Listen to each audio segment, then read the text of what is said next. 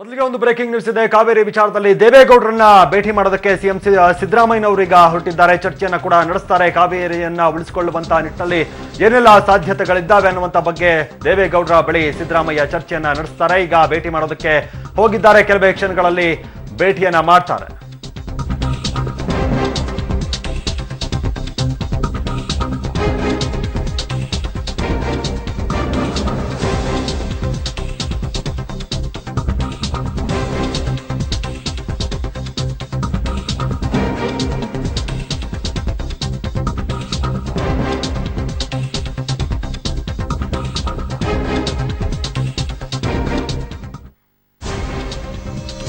ಕಾವೇರಿ ವಿಚಾರಕ್ಕೆ ತೆರಳುತ್ತಾ ಇದ್ದಾರೆ ಈಗ ಸಿಎಂ ಸಿದ್ದರಾಮಯ್ಯ. ಕೆಲವೇ ಕ್ಷಣಗಳಲ್ಲಿ ಮಾಜಿ ಪ್ರಧಾನಿ ದೇವೇಗೌಡರನ್ನ ಭೇಟಿ ಮಾಡಿ ಮಾತುಕತೆಯನ್ನ ನಡೆಸ್ತಾರೆ ಸಿಎಂ ಸಿದ್ದರಾಮಯ್ಯ. ಬೆಂಗಳೂರಿನ ಪದ್ಮನಾಭ ನಗರದಲ್ಲಿರುವ ಎಚ್ ಡಿ ದೇವೇಗೌಡರ ನಿವಾಸಕ್ಕೆ ಭೇಟಿಯನ್ನ ಕೊಡ್ತಾ ಇದ್ದಾರೆ. ಕಾವೇರಿ ವಿಚಾರವಾಗಿ ಚರ್ಚೆಯನ್ನ ನಡೆಸ್ತಾರೆ. ದೇವೇಗೌಡರಿಗೆ ಸಾಕಷ್ಟು ಜ್ಞಾನ ಇರೋದ್ರಿಂದ ಕಾವೇರಿಯ ವಿಚಾರಕ್ಕೆ ಸಂಬಂಧಪಟ್ಟಂತೆ ಹಾಗೆ ಜಲ ವಿವಾದಗಳನ್ನ ಬಗೆಹರಿಸುವಂತಹ ನಿಟ್ಟಿನಲ್ಲೂ ಕೂಡ ದೇವೇಗೌಡರು ಸಾಕಷ್ಟು ಕೆಲಸಗಳನ್ನ ಮಾಡಿದ್ರು. ಪ್ರಧಾನಿಯಾಗಿದ್ದ ಸಂದರ್ಭದಲ್ಲಿ ಹಾಗೆ ಮುಖ್ಯಮಂತ್ರಿ ಆಗಿದ್ದ ಸಂದರ್ಭದಲ್ಲಿ ಹಾಗೆ ಸಾಕಷ್ಟು ತಿಳ್ಕೊಂಡಿರ್ತಾರೆ. ಅವರಿಗೆ ಕಾವೇರಿ ವಿಚಾರವಾಗಿ ತುಂಬಾನೇ ಜ್ಞಾನ ಇದೆ. ಅದರಿಂದಾಗಿ ಅವರ ಬಳಿ ಸಲಹೆಗಳನ್ನ ಕೇಳುವಂತ ನಿಟ್ಟಿನಲ್ಲಿ ಈಗ ಸಿಎಂ ಸಿದ್ದರಾಮಯ್ಯನವರು ಎಚ್ ಡಿ ದೇವೇಗೌಡರ ನಿವಾಸಕ್ಕೆ ತೆರಳುತ್ತಾ ಇದ್ದಾರೆ. ಇನ್ನು ಕೆಲವೇ ಕ್ಷಣಗಳಲ್ಲಿ ಭೇಟಿ ಮಾಡಿ ಮಾತುಕತೆಯನ್ನ ನಡೆಸಲಿದ್ದಾರೆ.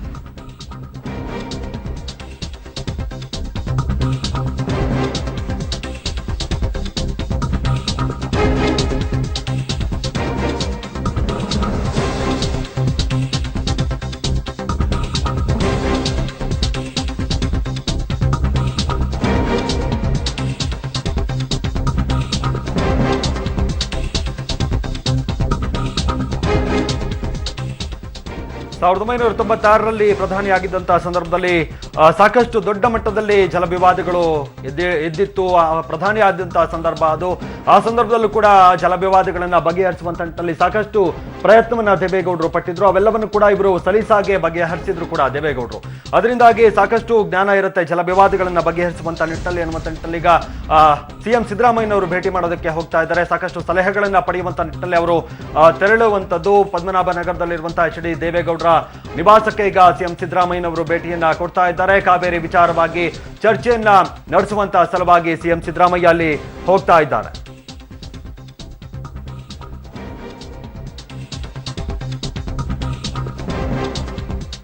ಓಕೆ, ಬಗ್ಗೆ ಹೆಚ್ಚಿನ ಮಾಹಿತಿ ಕೊಡ್ತಾರೆ ನಮ್ಮ ಪ್ರತಿನಿಧಿ ಗಿರೀಶ. ದೇವೇಗೌಡರನ್ನ ಭೇಟಿ ಮಾಡೋದಕ್ಕೆ ಸಿದ್ದರಾಮಯ್ಯ ಬರ್ತಾ ಇದ್ದಾರೆ ಅನ್ನುವಂಥದ್ದು ಬಂದಿದ್ದಾರಾ? ಏನಾದ್ರೂ ಮಾಹಿತಿ ಇದೆಯಾ ಆ ಬಗ್ಗೆ ಹೆಚ್ಚಿನ ಮಾಹಿತಿ ಅಂತ?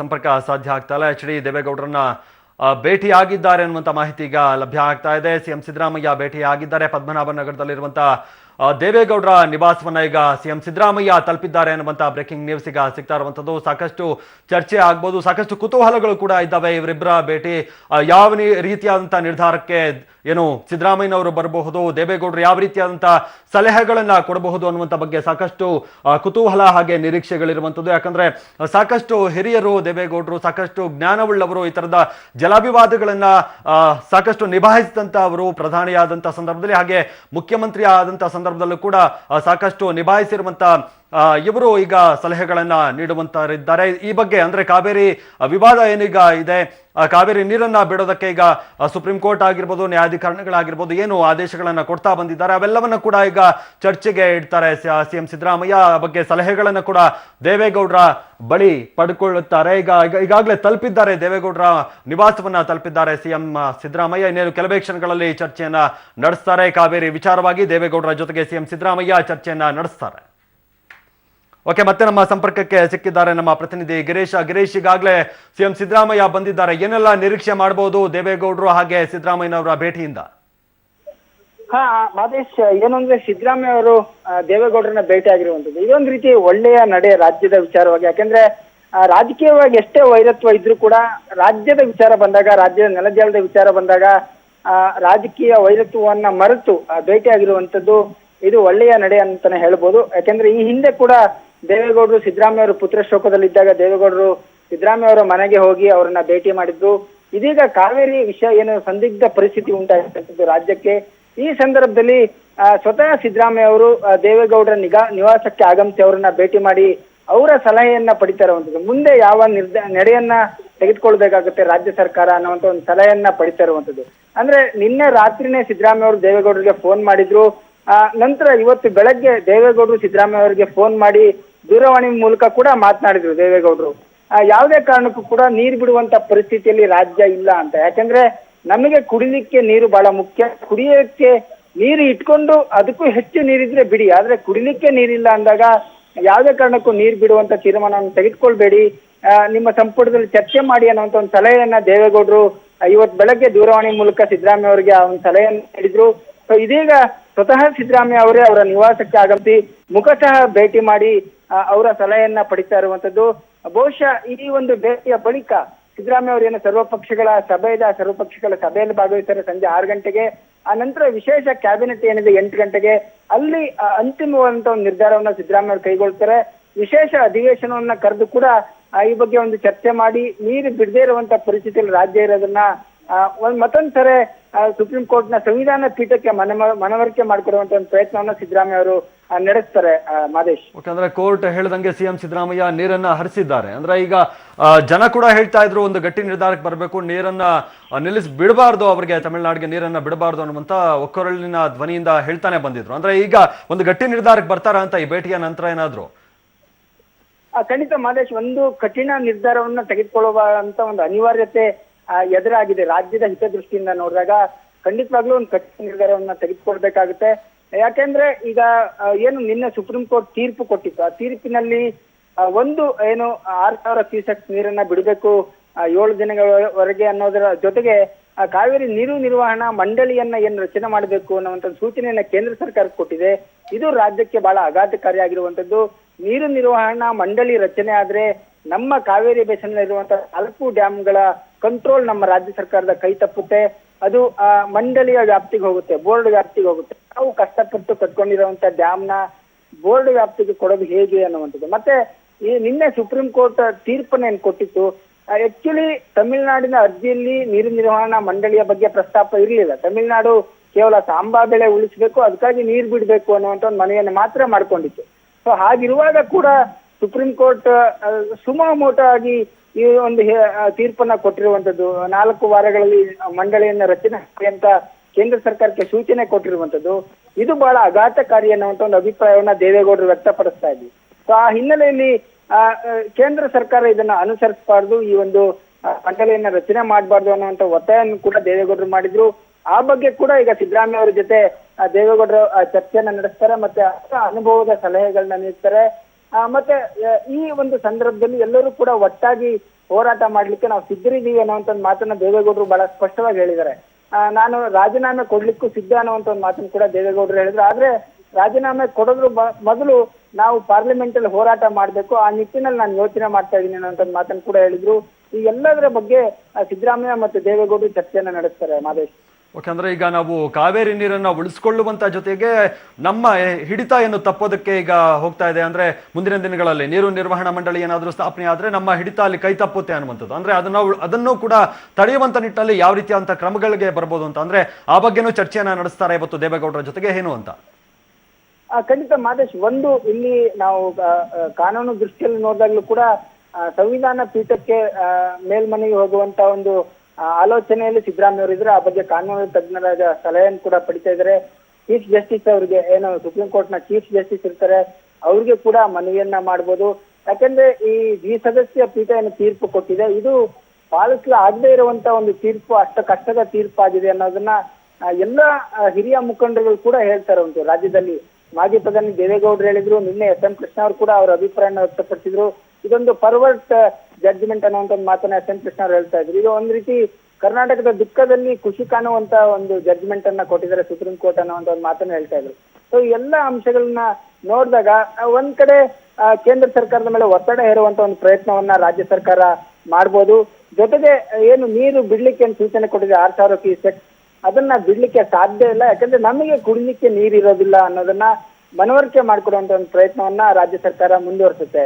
ಮಾದೇಶ್. ಯಾಕಂದ್ರೆ ಈಗ ದೇವೇಗೌಡರನ್ನ ಭೇಟಿಯಾಗಿದ್ದಾರೆ ಈಗ ಸಿದ್ದರಾಮಯ್ಯನವರು. ಅಂದ್ರೆ 1995ರಲ್ಲಿ ಏನು ಮುಖ್ಯಮಂತ್ರಿ ಆಗಿದ್ರು, ಹಾಗೆ 96ರಲ್ಲಿ ಪ್ರಧಾನಮಂತ್ರಿ ಆದಂತ ಸಂದರ್ಭದಲ್ಲೂ ಕೂಡ ಅಂದ್ರೆ ಗಂಗಾ ನದಿಯ ವಿವಾದವನ್ನು ಕೂಡ ಬಗೆಹರಿಸ್ತಾರೆ ದೇವೇಗೌಡರು. ಹಾಗೆ ಕಾವೇರಿ ವಿಚಾರದಲ್ಲೂ ಕೂಡ ಆ ಸಂದರ್ಭದಲ್ಲಿ ನೀರು ಇರಲಿಲ್ಲ, ಆಗ್ಲೂ ಕೂಡ ಒಂದು ಸ್ಟ್ಯಾಂಡ್ ಅನ್ನ ತೆಗೆದುಕೊಳ್ತಾರೆ. ಅಂದ್ರೆ ಅದೇ ರೀತಿಯಾಗಿ ಸ್ಟ್ಯಾಂಡ್ ತಗೊಳ್ಳಿ ಅನ್ನುವಂತ ಸಲಹೆ ಕೊಡಬಹುದಾ ಅಂತ ಸಿದ್ದರಾಮಯ್ಯನವರಿಗೆ ದೇವೇಗೌಡರು?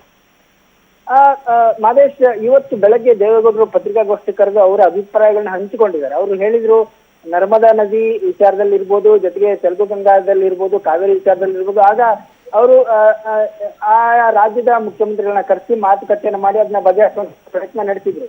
ಸೊ ಈಗ ಕೂಡ ಪ್ರಧಾನಮಂತ್ರಿಗಳು ಮಧ್ಯಪ್ರವೇಶಿಸಿ ಈ ಒಂದು ಸಮಸ್ಯೆಯನ್ನ ಬಗೆಹರಿಸಬೇಕು. ಯಾಕಂದ್ರೆ ತಮಿಳುನಾಡು ಮತ್ತೆ ಕರ್ನಾಟಕ ರಾಜ್ಯ ಏನು, ಈ ಎರಡೂ ರಾಜ್ಯಗಳನ್ನ ಸಿಎಂನ ಕರೆಸಿ ಬಗೆಹರಿಸಬಹುದು ಅನ್ನೋಂಥ ಒಂದು ಮಾತನ್ನು ಕೂಡ ಹೇಳ್ತಾ ಇದ್ರು. ಅದಕ್ಕಿಂತ ಮುಖ್ಯವಾಗಿ ಇರುವಂತದ್ದೇನು, ನಮ್ದು ಅಕ್ಟೋಬರ್ 18ರಂದು ಮೇನ್ ಪಿಟಿಷನ್ ಏನು ಸುಪ್ರೀಂ ಕೋರ್ಟ್ ಮುಂದೆ ವಿಚಾರಣೆಗೆ ಬರ್ತಾ ಇದೆ. ಈ ವಿಚಾರವಾಗಿ ಈಗಾಗಲೇ ಏನು chief justice, supreme court chief justice ಒಂದು ಏನು 3 ಜನರ ಜಡ್ಜ್ಗಳ ಒಂದು ಒಂದು ಪೀಠವನ್ನ ಕೂಡ ಸ್ಥಾಪನೆ ಮಾಡಿದ್ರೆ ಈ ಬಗ್ಗೆ ಕೇಂದ್ರ ಸರ್ಕಾರಕ್ಕೆ ಕೂಡ ಅವ್ರ ಪತ್ರವನ್ನು ಕೂಡ ಬರೆದಿದ್ರು. ಅಂದ್ರೆ ನಮ್ಮ ರಾಜ್ಯ ಸರ್ಕಾರ ಒಂದು SLCಯನ್ನ ಹಾಕಿತ್ತು ಸುಪ್ರೀಂ ಕೋರ್ಟ್ ಮುಂದೆ. ಏನು ಟ್ರಿಬ್ಯುನಲ್ ತೀರ್ಪು ಬಂದಿತ್ತು, ಕಾವೇರಿ ಟ್ರಿಬ್ಯುನಲ್ ನ ಫೈನಲ್ ಅವಾರ್ಡ್ ಏನು ಬಂದಿತ್ತು, ಅದನ್ನ ಪ್ರಶ್ನಿಸಿ ನಮ್ಮ ರಾಜ್ಯ ಸರ್ಕಾರ SLCಯನ್ನ ಹಾಕಿದ್ದಿದೆ ಸುಪ್ರೀಂ ಕೋರ್ಟ್ ಅಲ್ಲಿ. ಅದು ಅಕ್ಟೋಬರ್ 18ನೇ ತಾರೀಕು ವಿಚಾರಣೆಗೆ ಬರ್ತಾ ಇದೆ. ಸೊ ಅಂತ ಒಂದು ಸಂದರ್ಭದಲ್ಲಿ, ಇನ್ನು ಅದು ಪೆಂಡಿಂಗ್ ಇರುವಂತ ಒಂದು ಸಂದರ್ಭದಲ್ಲಿ ನೀರು ನಿರ್ವಹಣಾ ಮಂಡಳಿಯನ್ನ ರಚನೆ ಮಾಡಿ ಅನ್ನುವಂತ ಒಂದು ತೀರ್ಪನ್ನ ಏನು ನಿನ್ನೆ ಸುಪ್ರೀಂ ಕೋರ್ಟ್ ಕೊಟ್ಟು, ಸೊ ಅದು ಸಮಂಜಸ ಅಲ್ಲ ಅನ್ನುವಂತ ಒಂದು ಅಭಿಪ್ರಾಯವನ್ನ ದೇವೇಗೌಡರು ವ್ಯಕ್ತಪಡಿಸಿದ್ರು. ಹೀಗಾಗಿ ಕಾನೂನು ಹೋರಾಟವನ್ನ ನಾವು ಮಾಡ್ಬೋದು, ಅದಕ್ಕೆ ನಮ್ಗೆ ಖಂಡಿತವಾಗ್ಲೂ ಅವಕಾಶ ಇದೆ. ಆ ಒಂದು ಗಟ್ಟಿತನ ಮತ್ತೆ ಕಠಿಣ ನಿರ್ಧಾರವನ್ನ ತೆಗೆದುಕೊಳ್ಬೇಕು ಸಿದ್ದರಾಮಯ್ಯ ಅವರು ಅನ್ನುವಂತ ಒಂದು ಅಭಿಪ್ರಾಯವನ್ನ ವ್ಯಕ್ತಪಡಿಸ್ತಾ ಇದ್ರು ಮಾದೇಶ್. ಓಕೆ, ಅಂದ್ರೆ ಪ್ರಧಾನಿ ಆದಂತ ಸಂದರ್ಭದಲ್ಲಿ ದೇವೇಗೌಡರು ಮುಂದೆ ಬರ್ತಾರೆ, ಎಲ್ಲಾ ರಾಜ್ಯಗಳನ್ನ ಕರೆದು ಮಾತನಾಡ್ತಾರೆ. ಆದ್ರೆ ಇಲ್ಲಿ ಪ್ರಧಾನಿ ನರೇಂದ್ರ ಮೋದಿ ಅವರನ್ನ ಎಲ್ಲರೂ ಕೂಡ ಕೇಳ್ಕೊಂಡಿದ್ದಾರೆ, ಕೇಂದ್ರ ಸರ್ಕಾರ ಮುಂದಾಗಬೇಕು, ಎಲ್ಲಿ ಕರೆದು ಮಾತನಾಡಬೇಕು ಅನ್ನುವಂಥ ನಿಟ್ಟಿನಲ್ಲಿ. ಆದ್ರೆ ಸ್ಪಷ್ಟವಾಗಿ ಈಗ ನಿರಾಕರಿಸಿದೆ ಕೇಂದ್ರ ಸರ್ಕಾರ. ಮುಂದೇನು ಅನ್ನುವಂಥದ್ದು ಅಂದ್ರೆ ಬಿಜೆಪಿಯವರು ಕೂಡ ಇಲ್ಲಿ ಏನು ಸಭೆಗಳಿಗೆ ಪಾಲ್ಗೊಳ್ಳಲ್ಲ, ಬಹಿಷ್ಕರಿಸ್ತೀವಿ ಅನ್ನುವಂಥ ಹೇಳಿಕೆಗಳನ್ನ ಕೊಡ್ತಾ ಬಂದಿದ್ದಾರೆ. ಏನ್ ನೆಕ್ಸ್ಟ್ ಏನು ಅಂತ ಅವರು ಕೂಡ ಬರಲ್ಲ ಅಂದ್ರೆ?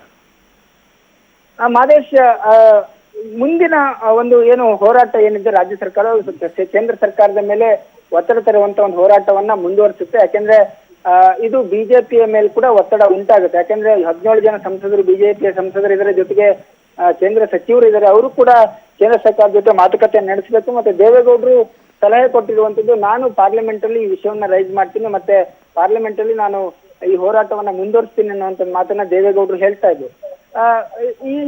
ಈ ಮೊದಲು ಏನು ಮೊಯ್ಲಿ ಅವರು, ಮಾಜಿ ಸಿಎಂ ಮೊಯ್ಲಿ ಅವರು ಕೂಡ ಒಂದು ಹೇಳಿಕೆಯನ್ನ ಕೊಟ್ಟಿದ್ದಾರೆ.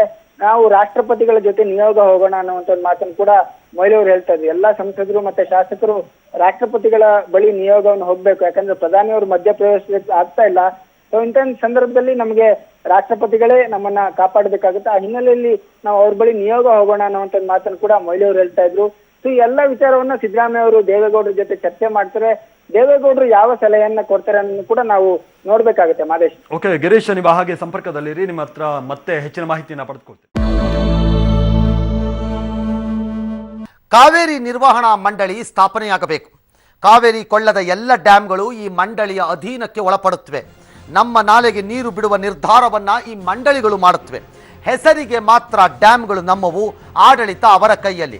ಸುಪ್ರೀಂ ಕೋರ್ಟ್ನಲ್ಲಿ ಕಾವೇರಿ ನೀರಿನ ಮಧ್ಯಂತರ ಅರ್ಜಿ ವಿಚಾರಣೆ ಈಗಾಗಲೇ ಆರಂಭವಾಗಿದೆ. ಅಲ್ಲಿ ನಾರಿಮನ್ ಅವರು ಮತ್ತೆ ತಮಿಳುನಾಡಿನ ಪರ ವಕೀಲರು ಕೂಡ ಪ್ರತಿವಾದವನ್ನ ಮಂಡಿಸ್ತಾ ಇದ್ದಾರೆ. ಇದರ ಮಧ್ಯದಲ್ಲಿ ಸಾಕಷ್ಟು ಚರ್ಚೆಗಳು ಕೂಡ ನಡೀತು. ಬೆಳಗ್ಗೆಯಿಂದಲೂ ಕೂಡ MB ಪಾಟೀಲ್ ಅವರು